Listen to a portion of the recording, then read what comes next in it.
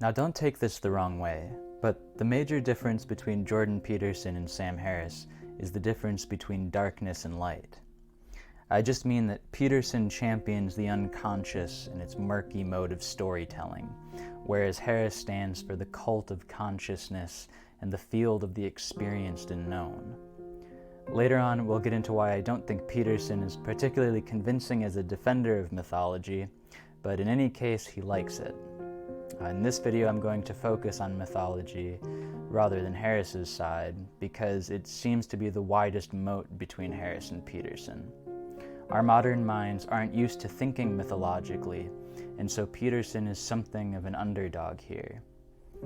I think Sam speaks for many of us when he says, the intuition that we live in relationship to a common reality about which our understanding can converge, provided we're looking in the same direction with the same tools. I think it's certainly deeper than religion. It's not best captured by stories. Even if you could, as a matter of historical fact, point to its roots in story and myth and religion, that's not an argument that it's now in the 21st century best captured by story and myth and religion.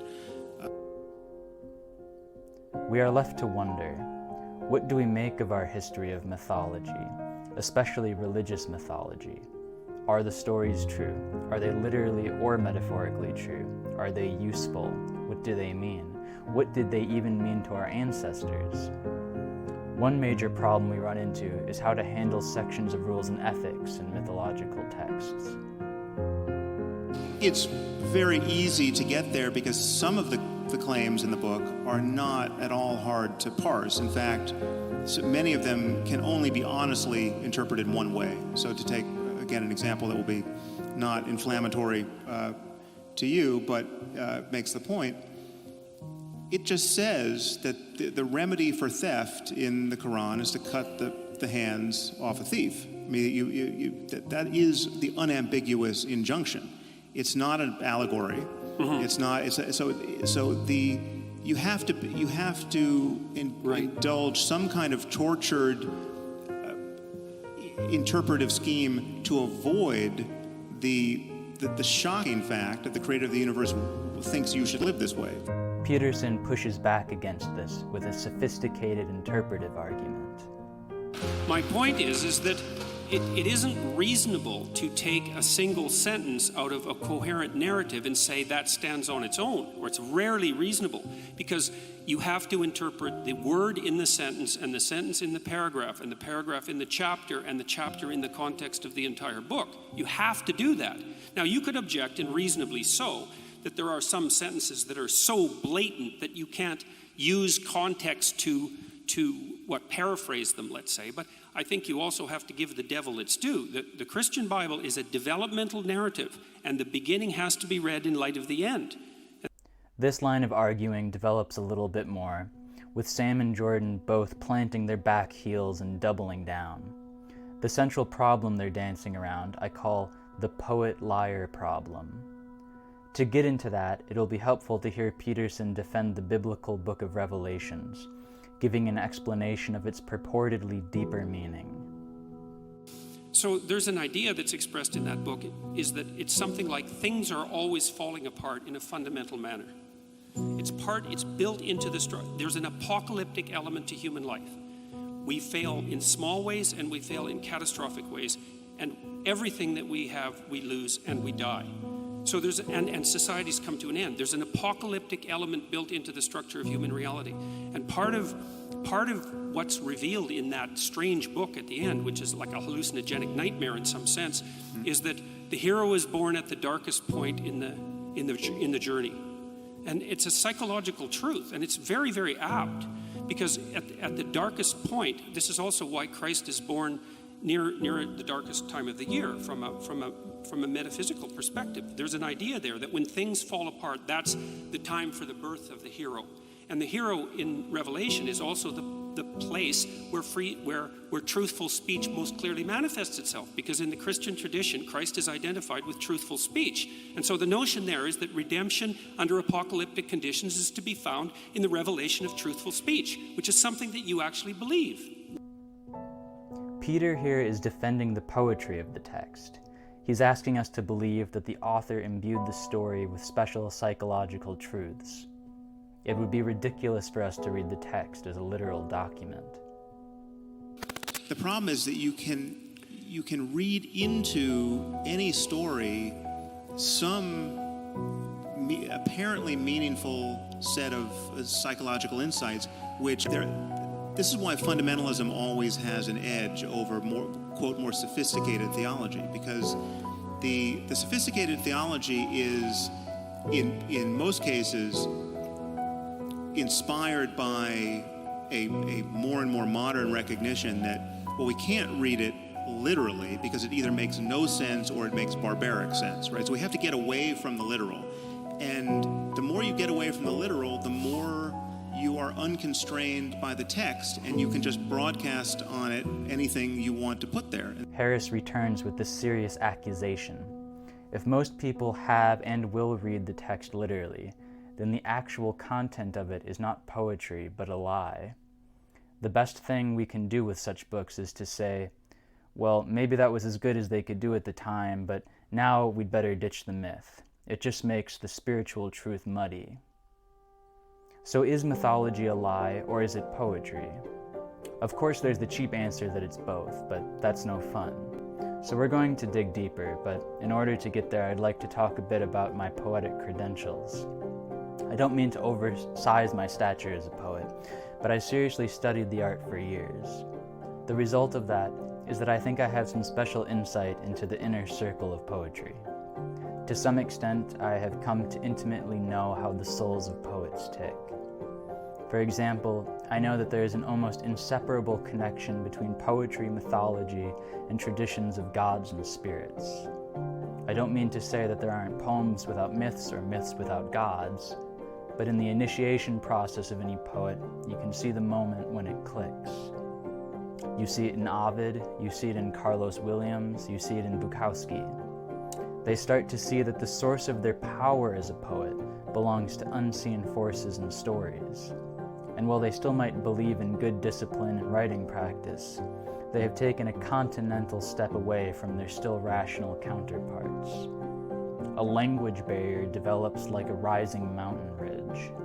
In one valley, you're stuck with poetry and mythology, in the other with matters of reason and belief.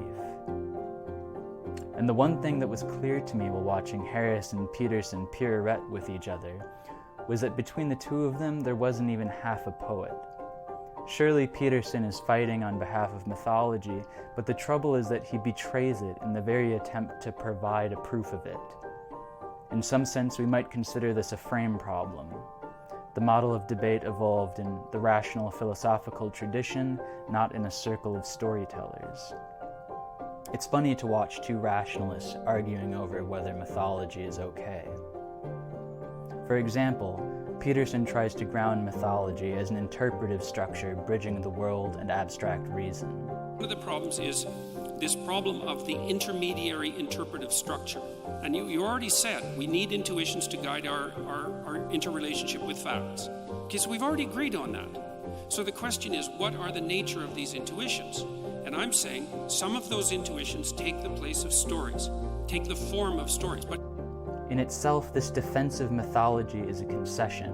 It would be like a tennis player arguing that tennis is an amazing sport because it somehow allows us to play football. Now, if you go and watch the long debate between Jordan Peterson and Slavoj Žižek, you'll see a real irrationalist at work. In that debate, Žižek was a direct example of someone approaching a mythical stance, in that he cared more for the story of the debate than the positions that were taken. Ideology today, it's fundamental. okay,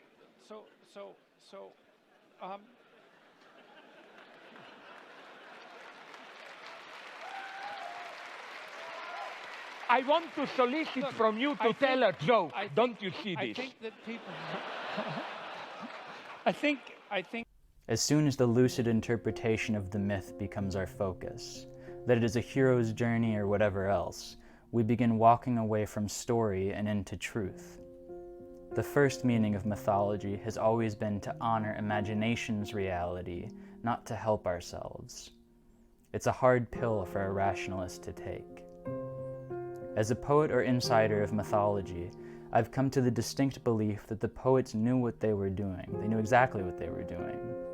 I mean that when they wrote about gods and miracles, they were not writing about physical happenings. They weren't on drugs. On the other hand, I believe they were engaged in a process of mysticism, wherein they were involved in relationships with these imaginal beings.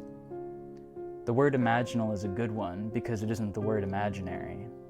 It grants the imagination its own reality, which is not a matter of contrivance. For example, Ovid didn't think, now let me invent a god, but the god invaded his imagination and wrote through Ovid.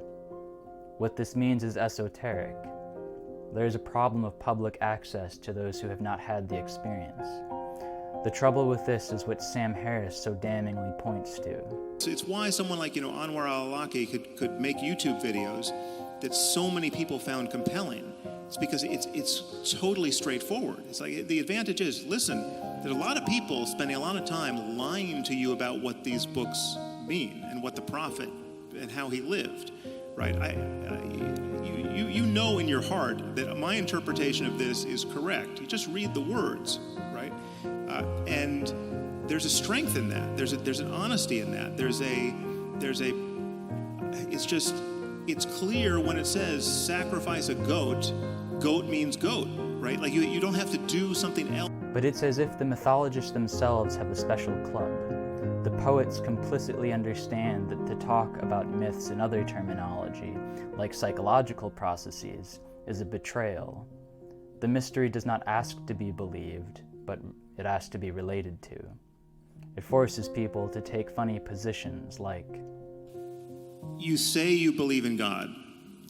You have been... No, I say I act as if he exists. You say what? Carl Jung himself responded to the same question by saying, I don't believe in God, I know God.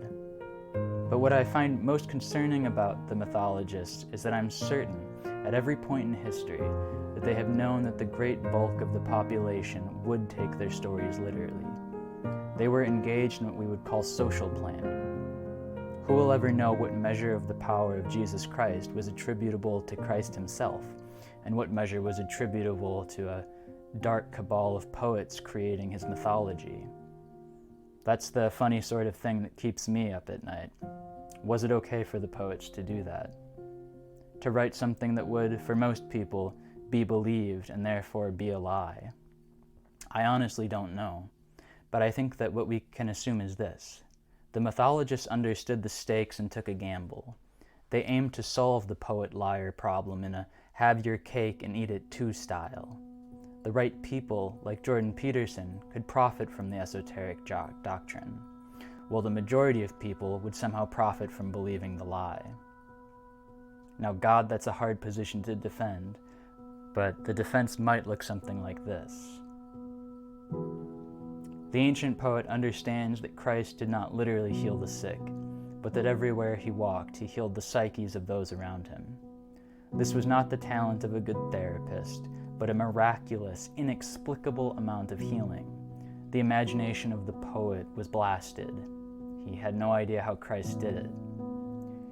He knew that if he described the healing as a person being very kind and people responding to that, he would have failed, because it is precisely the mystery of Christ's healing that contains its power. That power is only preservable, therefore, in a form of writing that contains mystery. Now there's a liability. To use the method of miracle myths will cause many people to simply believe those, so the poet hedges his bets. He gambles that it is better for a person to believe in the inexplicable story than the reductive truth. One of the elemental claims in the Old Testament is that you're not even supposed to utter the name of God, because by defining it too tightly, you lose its essence. And so let's not be talking about what the classical definition of God is here, okay? But nothing about this defense is wholly convincing to me. The weight of moral culpability hangs heavy on those poets' heads. Now, so that I don't talk forever, I'm going to leave off. But down the road, I hope to make a video on our modern relationship to mythology, mostly how we don't really have it anymore, and whether that's okay or not. If you enjoyed this video, please like, comment, and subscribe so I can enjoy you enjoying it. Take care, and I'll see you next week with another one.